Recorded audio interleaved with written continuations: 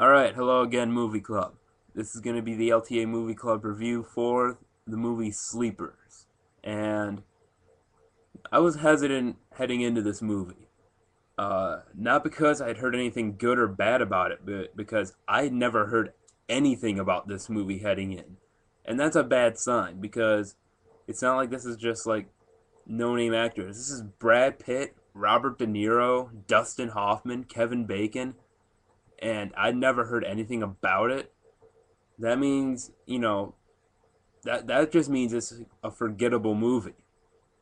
Because if it was a great movie, obviously people would have like been talking about it with some of their great works. I mean, Robert De Niro was still making great movies back in the '90s. Like he did come out the year before.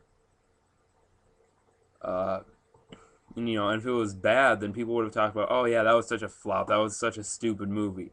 No, this just means that there is absolutely nothing to remember this movie about.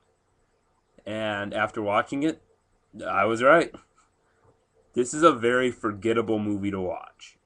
It really had nothing worth remembering, which is one of the worst type of movies to watch. Because I thought heading in it was going to be like one of those long, drawn out movies. It's 2.5 hours long. And there are parts where I don't. There are parts of this movie that shouldn't have been in there. But all in all, it was paced pretty well. I'm not gonna complain about the length of the movie because I didn't really have much of a problem with it. But these kind of movies are the worst ones, are the mediocre ones. Those it's one of my least favorite types of movies to watch are mediocre films and bad comedies because you can get no entertainment value out of these movies. Because at least with like dramatic films that are bad, you can just like make fun of how cheesy or how stupid it was. With mediocre ones, it's like it was decent, but aside from that, who really cares? And there is one thing I want to point out quickly, and this is to all movie club people, people who suggest movies. Stop choosing movies with child sodomy.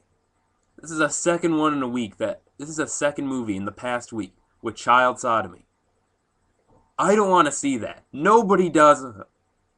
I ah God. Nobody wants to see child sodomy, and if you do, you have a problem. Sorry.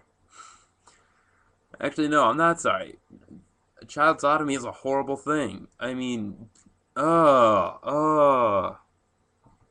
even worse when it's like a pedophile-ish Kevin Bacon and not like some crazy teenage Afghani kid. I mean, it's so much worse.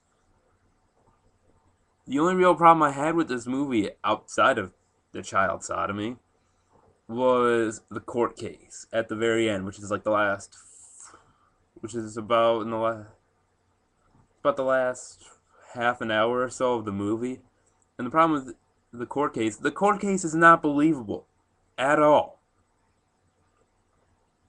Okay, like I don't think the judge would allow it to get to a point where Dustin Hoffman's asking Kevin Bacon's best friend, did you rape young boys at this school? It's like at some point the judge is going to stop this. And obviously Brad Pitt isn't going to because he wants everyone who's involved with that school arrested. But come on, really? And then, yeah, there were the people who witnessed the two guys kill Kevin Bacon. Okay, but it doesn't matter how much you drink. It doesn't matter how much wine you've had. You're gonna know gunfire when you hear it. All right, it's pretty obvious. I mean, what the fuck else could sound like gunfire? Unless like, unless all in all, this is a very forgettable movie. I probably would not recommend this unless you like are a fan of like Brad Pitt or Robert De Niro in this movie, or in general actually. If you're a fan of like Robert De Niro, maybe Brad Pitt, even though Brad Pitt's not around till like the second half of this movie, then you could probably watch it. But I would not recommend this movie to most people. Alex out. Peace.